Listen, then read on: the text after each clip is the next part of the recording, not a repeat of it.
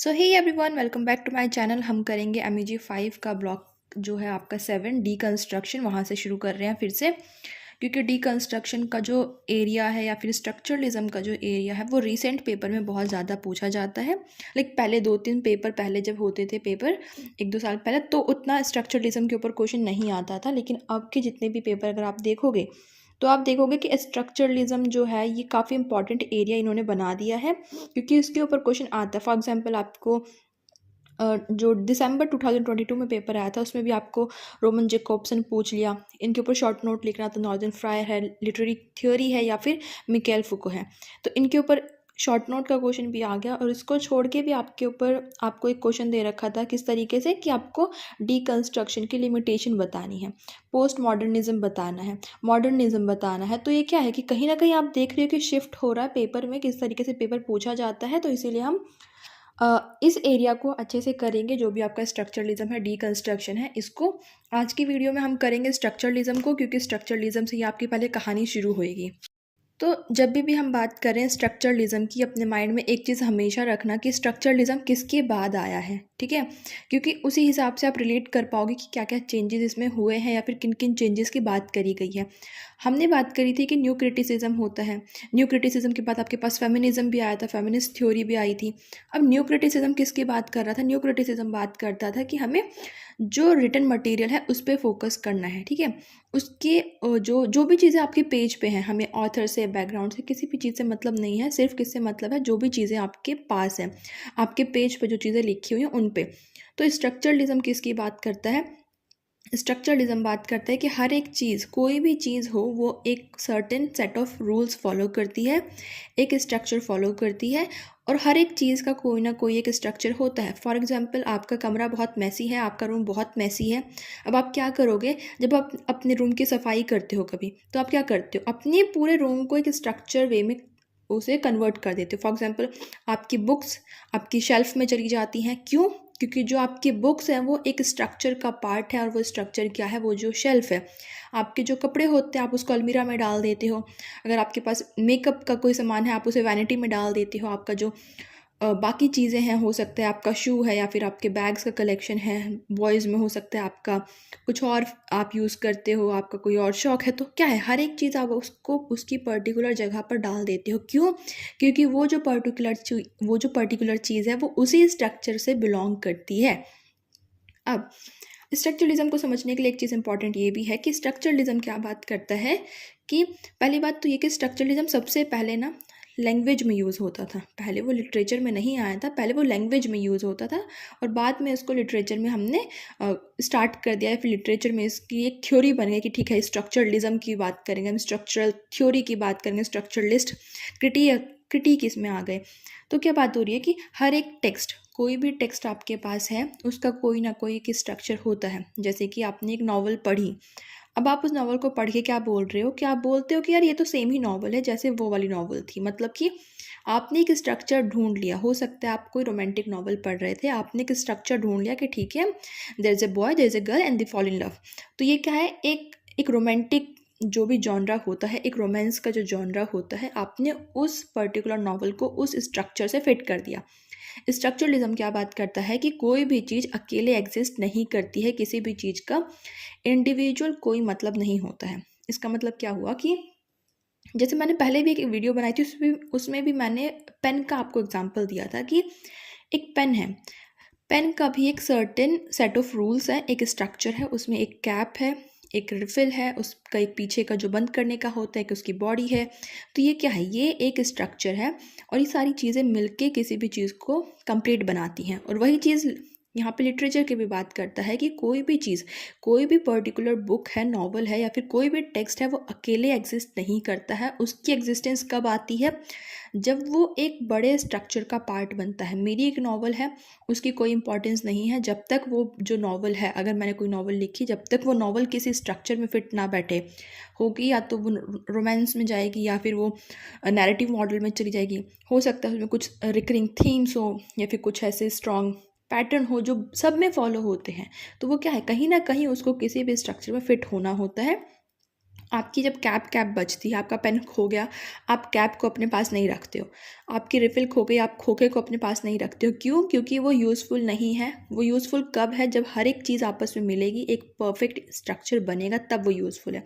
और यही चीज़ क्या बोलती है? यही चीज़ स्ट्रक्चरलिज्म भी बात करती है।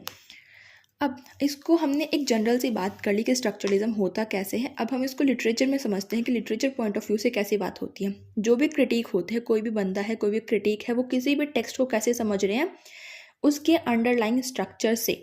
जैसे कि उसमें कैरेक्टर है, प्लॉट है, एक सर्टेन सेट ऑफ रूल्स वो फॉलो करेंगे, एक यूनिवर्सल पैटर्न वो फॉलो करेंगे कि ठीक है, एक हीरो था, वो ऐसे गया वैसे गया, उसे हीरोइन मिल गई, फिर एक विलन भी आएगा। ये एक स्टोरी हो सकती है। हो सकता है सस्पेंस हो, किसी का मर्डर हुआ है, उसके ऊपर सस्पेंस क्रिएट हो रहा है, किसी को क्राइम सीन है, या फिर कोई घोस्ट स्टोरी है, कोई घोस्ट है। तो क्या है, हर एक स्ट्रक्चर कोई ना कोई एक चीज़ को फॉलो करता है और उसी चीज़ की बात करती है स्ट्रक्चरलिज्म में। अब आगे की बात करते हैं कि क्या इस वजह से कि जो स्ट्रक्चरलिस्ट थे ना, वो किसी भी चीज़ को अ, अकेले नहीं देखते थे। जैसे उनका मानना था कि कोई भी एक बुक है या फिर कोई भी एक नॉवल है, कोई भी सोनेट है, तो वो क्या देखेंगे? सोनेट सोनेट है बस। उनके लिए सोनेट क्या है? सिर्फ सोनेट है। उसमें इंडिविजुअलिटी की बात उन्होंने नहीं करी है। उन्होंने इस चीज़ को इग्नोर कर दिया कि भाई हर एक ऑथर कुछ इंडिविजुअल चीज़ें भी डालता है। ठीक है, हर एक चीज़ हमने बोल दिया ये रोमांटिक नॉवल है, रोमांस नॉवल है, रोमांस जॉनरा है, ठीक है। लेकिन हर रोमांस जॉनरा में जो नॉवल लिखी गई हैं, वो हर एक नॉवल अलग होती है। लेकिन स्ट्रक्चरलिस्ट ने क्या बात करी कि नहीं, सारी सारी क्या है, एक स्ट्रक्चर को फॉलो कर रही हैं, इसीलिए हमने इनको एक नाम दे दिया। सोनेट है, हमने इसको एक नाम दे दिया कि भाई इसमें 14 लाइन्स होंगी। लेकिन सोनेट भी अलग अलग तरीके के होते हैं, तो ये इसका एक ड्रॉबैक था जो कि आप लिख सकते हो। अब सबसे इम्पॉर्टेंट चीज़ आती है कि स्ट्रक्चरलिज्म में और क्या बात होती है, क्योंकि स्ट्रक्चरलिज्म जब आप पढ़ोगे ना, आपको बहुत सारे नए नए कॉन्सेप्ट पता चलेंगे और ये कॉन्सेप्ट बहुत ज़रूरी हैं। ऐसा नहीं है कि अभी आप पढ़ के छोड़ दो। अब जो नई वीडियो आएंगी जैसे कि डीकंस्ट्रक्शन है, उसके लिए स्ट्रक्चरलिज्म पढ़ना बहुत ज़रूरी है, क्योंकि डीकंस्ट्रक्शन किसके बाद आया था? स्ट्रक्चरलिज्म के बाद आया था। जिन जिन बातों के बारे में स्ट्रक्चरलिज्म ने बोला था पॉजिटिव वे में, कहीं ना कहीं उन्हीं को रिजेक्ट किया था डीकंस्ट्रक्शन, या फिर हम उसे पोस्ट स्ट्रक्चरलिज्म भी बोलते हैं। इसमें एक बहुत इंपॉर्टेंट कंसेप्ट आया था बाइनरी अपोजिशन का, वो भी अभी हम कर लेंगे।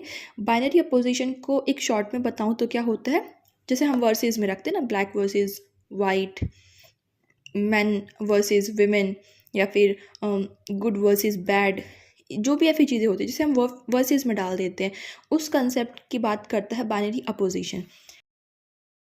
अब स्ट्रक्चरलिज्म में सबसे इंपॉर्टेंट बंदा था, उसका नाम है सेस्योर। अब फर्डिनेंड द सेस्योर जो हैं वो लिंग्विस्टिक की लाइन में थे। मैंने जैसे आपको बोला कि ये जो अप्रोच थी स्ट्रक्चरलिज्म की, ये पहले लिंग्विस्टिक में आई थी, हमारे जो लैंग्वेज की स्टडी है उसमें आई थी, लिटरेचर में ये बाद में ली गई है। तो सेस्योर ने एक बहुत ही इंपॉर्टेंट फेमस बुक लिखी है, कोर्स इन जनरल लिंग्विस्टिक। ये बहुत इंपॉर्टेंट है, अगर आप नेट के लिए प्रिपेयर करें ना, तो इसकी डेट हमेशा याद रखना, किसने लिखी है ये याद रखना। ये क्वेश्चन बहुत बार आया है। 1916 में ये पब्लिश हुई थी बुक। ओके, तो इन्होंने ये बुक लिखी और इसमें इन्होंने कुछ अपने बेसिक से बहुत इंपॉर्टेंट कंसेप्ट दिए, जो कि आगे चल के एक माइलस्टोन प्रूफ हो गए। इन्होंने एक कंसेप्ट दिया, कॉन्सेप्ट ऑफ साइन का। अब ये इंपॉर्टेंट क्यों है आपके लिए? क्योंकि जब आप, अगर आपके पास क्वेश्चन आता है स्ट्रक्चरलिज्म का, तो आपको ये लिखना पड़ेगा अपनी स्ट्रक्चरलिज्म में। स्पेसिफिक क्वेश्चन भी आता है कि जो कॉन्सेप्ट ऑफ साइन है सेस्योर का, उसको एक्सप्लेन करो। अब इनका कॉन्सेप्ट ऑफ साइन क्या था? इनके अकॉर्डिंग क्या है कि हर एक वर्ड, कोई भी जो वर्ड है वो एक साइन है। क्योंकि स्ट्रक्चरलिज्म क्या बात करता है, कोई भी वर्ड अकेले एग्जिस्ट नहीं करता। उसने क्या बोला था कि हर एक चीज़ स्ट्रक्चर में फॉलो होती है। हर एक चीज़ का मीनिंग तब है जब उसके साथ कोई और चीज़ हम ऐड कर देते हैं। जैसे कि मैंने आपको बताया था कि कोई नॉवल अकेले एग्जिस्ट नहीं करती है, वो स्ट्रक्चर में एग्जिस्ट करती है। तो वही चीज़ साइन में, अब यहाँ पे आप पढ़ोगे, इन्होंने क्या बोला कि हर एक वर्ड, कोई भी वर्ड है वो एक साइन है। जैसे कि कोई भी साइन हो सकता है, ट्री का साइन होता है, जैसे बस एक एग्जाम्पल की बात कर रही हूँ मैं। और इन्होंने बोला कि जो साइन होते हैं, कोई भी वर्ड है वो एक साइन है, और हर साइन के दो पार्ट होते हैं। एक होता है सिग्निफायर, एक होता है सिग्निफाइड। सिग्निफायर क्या होता है? कोई भी वर्ड जो लिखा हुआ है, DOG, इन्होंने एग्जाम्पल दिया था कैट का, CAT। अब देखो, कैट क्या है? कैट कहीं ना कहीं सिग्निफायर है, और वो क्या सिग्निफाई कर रहा है?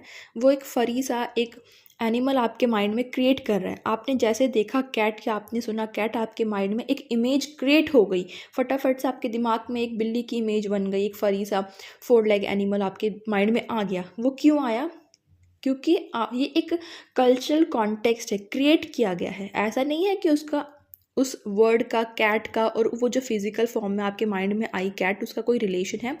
बिल्कुल भी नहीं है। सिग्निफायर और सिग्निफाइड के बीच में कोई रिलेशन नहीं होता है, ये आर्बिट्रेरी है। और ये जो वर्ड है आर्बिट्रेरीनेस, ये इंपॉर्टेंट है क्योंकि इसकी बात सेस्योर ने करी है, ये इन्वर्टेड कॉमास में आता है। आर्बिट्रेरी, जो दोनों के बीच का रिलेशन है वो आर्बिट्रेरी है। आर्बिट्रेरी का मतलब होता है एब्सर्ड, जिसके बीच में कोई तुक नहीं है कि भाई इसका मतलब ये क्यों हुआ, इसका कोई तुक नहीं है, इसको इन्होंने बोला है आर्बिट्रेरी। अब इन्होंने क्या बोला, स्ट्रक्चरलिज्म क्या बात करता है कि हम कोई भी वर्ड अकेले नहीं समझ सकते ना, तो उसमें एग्जांपल एक और आता है कैट का। अब कैट को आप अकेले कैट नहीं समझ सकते। इनके अकॉर्डिंग क्या बात बोली गई है कि कैट को आप सिर्फ तब समझ सकते हो जब आप उसको दूसरे वर्ड्स के साथ रिलेट करो कि कैट हैट नहीं है, कैट बैट नहीं है, इसीलिए कैट कैट है। ठीक है, जैसे कि कोई भी फ्रूट है, जैसे एप्पल है, एप्पल एप्पल क्यों है? क्योंकि वो आपका गवावा नहीं है, क्योंकि वो बनाना नहीं है, या फिर वो मैंगो नहीं है, इसीलिए वो एप्पल है। तो इन्होंने बात करी कि कोई भी चीज़ प्रूफ करने के लिए किसी और के साथ रिलेशन में होना ज़रूरी है, क्योंकि कैट बैट नहीं है, हैट नहीं है, इसीलिए वो कैट है। तो इन्होंने बोला कि जो माइंड में एक मीनिंग है वो फिक्स होता है, किसी भी चीज़ का एक ही मीनिंग होता है, ये स्ट्रक्चरलिज्म बात करते हैं। अब सेस्योर ने जब बात करी कि सिग्निफायर और सिग्निफाइड होता है, तो उसी टाइम पे इन्होंने बात करी है एक और कंसेप्ट की। उन्होंने बोला जैसे कि कोई भी एक आइडिया होता है, जैसे हमने बच्चे को सिखा दिया CAT कैट, और कैट के बाद उसके माइंड में कैट की इमेज आती है। उन्होंने बोला ये जो चीज़ है ये कल्चरल कॉन्टेक्स्ट होता है, बच्चा अपने समाज में सीखता है, कल्चर में सीखता है। अगर हम बच्चे को चेंज कर दें, हम कैट बोल के बच्चे को रैट दिखाने लग जाए, बच्चे के माइंड में क्या है चीज़ें, कैट बोलने के बाद बच्चे के माइंड में रैट की ही इमेज आएगी। वो क्यों? क्योंकि हमने बच्चे को वही सिखाया, इसलिए उन्होंने प्रूफ कर दिया कि इन दोनों के बीच में वर्ड और इमेज जो माइंड में क्रिएट होती है, उन दोनों के बीच में कोई रिश्ता नहीं है, ये सिर्फ समाज क्रिएट करता है। यहाँ पे ये वाली बात ख़त्म होती है। अब एक बहुत इंपॉर्टेंट कंसेप्ट इनका और आता है, उसको इन्होंने पर्टिकुलर नाम नहीं दिया बाइनरी अपोजिशन का, लेकिन इन्होंने बोला कि कोई भी जो वर्ड है, every word depends on it's antonym और सिनोनियम। कोई भी वर्ड है या तो वो उसके एंटोनियम पे डिपेंड करता है या फिर उसके अपोजिट्स पे डिपेंड करता है। जैसे कि एग्जांपल है हाउस है, होम है, अपार्टमेंट है, कॉन्डो है। अब इन सभी चारों चीज़ों का मतलब होता है रहने वाली जगह, ठीक है। लेकिन अगर मैं किसी लाइन में यूज़ कर रही हूँ अपार्टमेंट, अब आप अपार्टमेंट तब समझोगे जब आपको ये पता है कि ये होम नहीं है, ये हाउस नहीं है, ये कॉन्डो नहीं है, तब आपको पता चलेगा कि अच्छा ये अपार्टमेंट है। नहीं तो अगर ये चीज़ें नहीं हैं, अगर मैं बोलूँ कि हाउस और ये होम एग्जिस्ट नहीं करते हमारे माइंड में, हमें नहीं पता, तब आपको कैसे पता चलता है कि अपार्टमेंट है। लेकिन अपार्टमेंट इसलिए अपार्टमेंट है क्योंकि वो होम नहीं है, वो हाउस नहीं है, वो ऑफिस नहीं है, वो कॉन्डो नहीं है। इसीलिए इस चीज़ की इन्होंने बात करी है, बाइनरी अपोजिशन की यहाँ पे बात करी है कि कोल्ड क्या है, ठंडा क्या है। अब आप बोलोगे जो गर्म नहीं है, क्योंकि आप ठंडे को एक्सप्लेन नहीं कर सकते हो। तो वही चीज़ें स्ट्रक्चरलिज्म फॉलो करता है कि कहीं ना कहीं ये अपोजिट्स लेके चलता है कि ठंडा क्या है, जो गर्म नहीं है, वाइट क्या है, जो ब्लैक नहीं है वो वाइट है। आप किसी चीज़ को प्रूफ करने के लिए दूसरे वाले को गिरा रहे हो, ठीक है। जैसे हम सोसाइटी में बात करते हैं, मैन एंड वेमेन को हमेशा अपोजिट में रखते हैं। वेमेन कौन है? जो मैन नहीं है, जिसके पास मैन वाली जो स्ट्रेंथ है वो नहीं है, जो पावरफुल नहीं है। अकॉर्डिंग टू सोसाइटी ऐसा ही करा जा रहा था पहले। अब की जनरेशन चेंज हो रही है तो मेंटालिटी भी चेंज हो रही है, उस पर नो ऑफेंस, कोई वो नहीं है। सेस्योर ने दो चीज़ें और दी, इन्होंने बोला लैंग और पैरोल भी दो चीज़ें होती हैं। कोई भी जो लैंग्वेज है वो किस तरीके से वर्क करती है। इन्होंने बोला कि लैंग का मतलब होता है सिस्टम ऑफ ग्रामर, कि जो ग्रामर होती है, जो स्पेलिंग है, सिंटेक्स है, पंचुएशन है, प्रोनाउंसिएशन है, आपका जो भी चीज़ें हैं जो ग्रामर के तरीके से स्ट्रक्चर में जाती हैं, वो होती है आपकी लैंग। और पैरोल क्या है? जो आपका एक्चुअल यूजेज है, जो आप उसे यूज़ करते हो कि किस तरीके से इंडिविजुअल उसे यूज़ कर रहा है। इसका एग्जाम्पल उन्होंने चेस से दिया था, चेस के गेम से। जैसे कि चेस का गेम होता है, गेम में जो रूल्स हैं वो सबके लिए सेम है, ठीक है। आप खेलोगे, आपके लिए भी वो रूल्स सेम है, मेरे लिए भी सेम है, दुनिया में कोई भी खेले सबके लिए वो रूल सेम है। तो वो होती है लैंग, कि ग्रामर सबके लिए सेम है, ग्रामर का जो स्ट्रक्चर है वो सबके लिए सेम है। लेकिन अब गेम खेलना है ना, रूल आपके लिए और मेरे लिए सेम था, लेकिन आपका गेम खेलने का तरीका अलग होगा, आपका इंडिविजुअल यूज़ हो कर रहे हो उस चीज़ को, मेरा अलग होगा, दुनिया में बाकी लोगों का अलग होगा, वो अपने तरीके से खेलते हैं, रूल सेम है। लेकिन वही इन्होंने बोला पैरोल, कि लैंग्वेज किस तरीके से बंदा यूज़ करता है, इंडिविजुअल पर्सन यूज़ करता है, वो होता है पैरोल। सिंपली लैंग होता है आपका स्ट्रक्चर जो ग्रामर है, पैरोल होता है इंडिविजुअल जो उसे यूज़ करता है।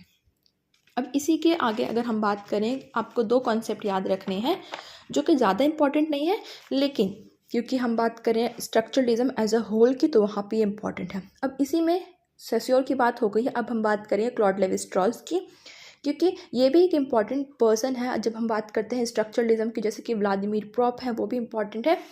तो अब हम बात करें जैसे क्लॉड लेवी स्ट्रॉस की, तो इन्होंने ना एक बहुत इंपॉर्टेंट बुक लिखी है जिस बुक का नाम है स्ट्रक्चरल एंथ्रोपोलॉजी। ये बुक भी नेट के पॉइंट ऑफ व्यू से इंपॉर्टेंट है। ये पब्लिश हुई थी 1958 में। इसके ऊपर क्वेश्चन आता है। अब इस बुक में ना इन्होंने कुछ कंसेप्ट दिए हैं। इन्होंने एक कंसेप्ट दिया बाइनरी अपोजिशन का। सेस्योर ने जब बाइनरी अपोजिशन की बात करी थी, उन्होंने एंटोनियम और सिनोनियम वर्ड यूज़ किया था, बाइनरी अपोजिशन वर्ड यूज़ नहीं किया था। लेकिन स्ट्रॉस ने क्या किया, क्लॉड लेवी स्ट्रॉस ने क्या किया, इन्होंने इसी कॉन्सेप्ट को दिया है। इन्होंने क्या बोला, क्योंकि ये इन्फ्लुएंस हुए थे लिंग्विस्टिक्स से, क्योंकि ऑब्वियसली इनसे पहले ही हमारे फर्डिनेंड द सेस्योर आ चुके थे, उन्होंने अपनी लिंग्विस्टिक की बात कर दी थी, तो वो उन जो क्लॉड लेवी स्ट्रॉस है वो उनसे इन्फ्लुएंस हुए थे। इन्होंने क्या कहा कि कल्चर कैसे कंपोज होता है, कुछ हिडन रूल्स होते हैं, कल्चर उस चीज़ से बनता है। इन्होंने कहा कि हमें उसे अनकवर करना चाहिए। यहाँ पे कुछ बाइनरी अपोजिशंस होते हैं, जैसे कि he is dead. He is dead का मतलब क्या है कि वो अलाइव नहीं है। दैट इज़ अ मैन, क्यों, क्योंकि वो बंदा विमेन नहीं है। ये डेड है, ये अलाइव है, ये डार्क है, वो लाइट है। तो ये क्या है, कहीं ना कहीं दोनों को अपोजिट्स में रखकर दूसरी चीज़ को समझाया जाता है। अगर मैं बोलूँ कि अभी क्या टाइम हो रहा है, अभी कैसा टाइम है, तो आप बोलोगे कि अभी मॉर्निंग है। अब किसी बंदे को मॉर्निंग समझाने के लिए आप क्या बोलोगे, जो रात नहीं होती है ना, जो दिन नहीं होता, उसे हम सुबह बोलते हैं, उसे हम मॉर्निंग बोलते हैं। तो ये क्या हुआ कि आप दूसरे का सहारा लेके पहले वाली चीज़ को समझा रहे हो। अब इसकी बात तो स्ट्रक्चरलिज्म ने कर दी, लेकिन अब इन चीज़ों को आप ध्यान रखना, क्योंकि इन्हीं 5 चीज़ों को अभी चल के हम डीकंस्ट्रक्शन में पढ़ेंगे, जब डीकंस्ट्रक्शन इन सभी चीज़ों को नकार देगा या फिर इनके ऊपर क्रिटिसिज्म भी करेगा। आपको मेन क्या क्या याद रखना है, आपको सेस्योर याद रखने हैं, उन्होंने क्या बात करी, सिग्निफायर सिग्निफाइड की, लैंगन पेरोल की, आर्बिट्रेरीनेस की। क्लॉड लेवी स्ट्रॉस ने क्या बात करी, बाइनरी अपोजिशन की, कि हर एक चीज़ अपोजिट्स में आप समझ पाते हो। तो बिल्कुल ही अच्छे से इसको रिवाइज करना, और उसके बाद हम डीकंस्ट्रक्शन करेंगे, क्योंकि डीकंस्ट्रक्शन के बाद ना बहुत मज़ा आने वाला है। आपने रोलैंड बार्थ्स के बारे में सुना होगा। रोलैंड बार्थ जो है ना, वो पहले स्ट्रक्चरलिज्म में आते थे, लेकिन बाद में उन्होंने अपने आप को शिफ्ट कर दिया स्ट्रक्चरलिज्म से पोस्ट स्ट्रक्चरलिज्म में, कि नहीं, मैं स्ट्रक्चरलिस्ट में नहीं आता हूँ, और वो डीकंस्ट्रक्शन में आते हैं, पोस्ट स्ट्रक्चरलिज्म में आते हैं। वो क्यों आते हैं, क्योंकि उनके शायद वो जो वर्क्स थे वो ज़्यादा से ज़्यादा स्ट्रक्चरलिज्म को छोड़ के डीकंस्ट्रक्शन की तरफ फॉलो हो रहे थे, इसलिए। सो आई होप कि आपको स्ट्रक्चरलिज्म वाला जो एरिया है वो क्लियर हो गया होगा। फटाफट से क्विक रिवाइज कर लेते हैं। स्ट्रक्चरलिज्म क्या बोलता है कि हर एक चीज़ का कोई ना कोई एक स्ट्रक्चर होता है, जो मीनिंग है वो कहाँ है, स्ट्रक्चर में छुपी हुई है। कोई भी अगर आप मीनिंग जानना चाहते हो किसी नॉवल का, आपको उसका स्ट्रक्चर समझना होगा कि किस स्ट्रक्चर से फॉलो करता है। जैसे कि कोई नॉवल है वो रोमांस जॉनरा में आती है, वहाँ पे आपको उसका मीनिंग समझ में आएगा। इन्होंने बोला कि सिर्फ एक मीनिंग होता है, ठीक है, कि कोई भी चीज़ है उसका सिर्फ एक मीनिंग होता है। यहाँ पे इन्होंने बाइनरी अपोजिशन की बात करी है, ब्लैक वर्सेस वाइट, मैन और वेमेन है, तो कहीं ना कहीं एक को प्रिविलेज मिल रही है, एक जो है वो हम कहीं ना कहीं बोल सकते हैं कि अपर हैंड है उसके पास। इसमें कैट का एग्जाम्पल आपने देखा है कि कैट क्यों है कैट, क्योंकि वो हैट नहीं है, वो बैट नहीं है, क्योंकि लिंग्विस्टिक से निकल के आया है। इसमें आपके पास क्लॉड लेवी स्ट्रॉस है और आपके पास सेस्योर है। मैं मिलूंगी आपको नई वीडियो में जिसमें हम बात करेंगे deconstruction. And I really hope कि आपको वीडियो पसंद आई होगी। एंड क्या, बाय बाय।